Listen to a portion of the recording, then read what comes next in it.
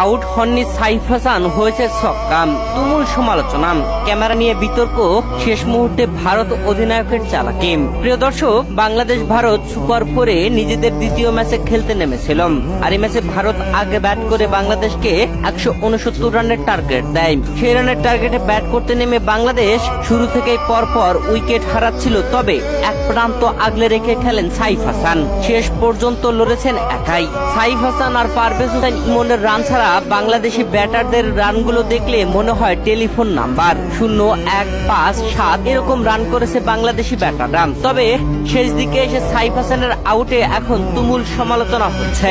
দলীয় 18তম ওভারে সাইফ হাসান আউট হয়েছিলেন জাসপ্রীত বুমরার বলে। ক্যাচ আউট হয়েছিলেন একদম সীমানার কাছে, যেখানে সাইফ হাসান সজোরে মেরেছিলেন বলটি সীমানার কাছে চলে গিয়েছিল। আর সেখানে ফিল্ডিং এ থাকা অক্সার প্যাটেল দুর্দান্ত ভাবে ক্যাচটি ধরে নিয়েছেন।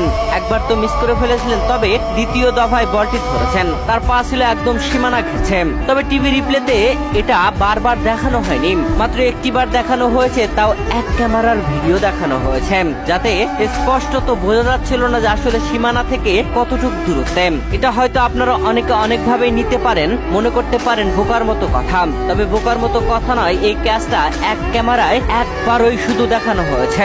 বলছি না যে সাইফ হাসান থাকলে বাংলাদেশ জিতত, তবে সাইফ হাসানের রান বাড়তো, বাংলাদেশ আর একটু ভালো করতে পারত।